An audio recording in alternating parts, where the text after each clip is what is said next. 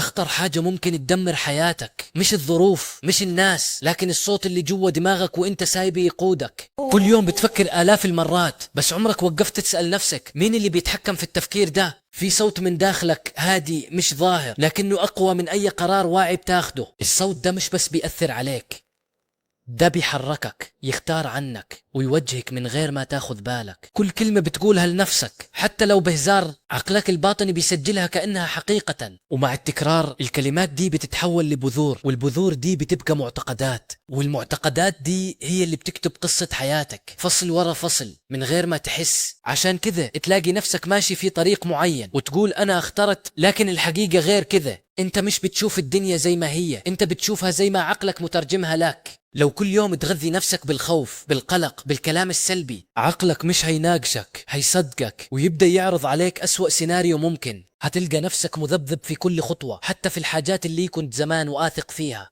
وهتبدأ ترجع لورا، مش عشان انت فشلت، لكن عشان عقلك أقنعك انك هتفشل. الفرص قدامك هتفضل موجودة، بس انت هتشوفها كأنها تهديد.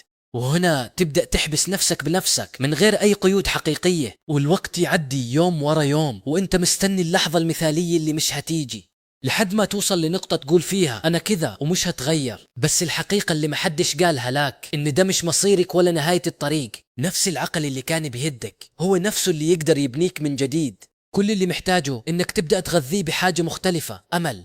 مش أمل وهمي، لكن أمل يقول أنا أقدر أتحسن حتى لو خطوة صغيرة. ساعتها عقلك يبدأ يدور على حلول بدل ما يدور على أعذار، هيشوف فرص في أماكن كنت شايفها نهايات، ويدفعك تتحرك حتى لو مش ضامن النتيجة. ولو وقعت مش هيسيبك، هيقولك قوم وجرب تاني. مش لازم الطريق كله يبقى واضح، الوضوح بيجي وانت ماشي.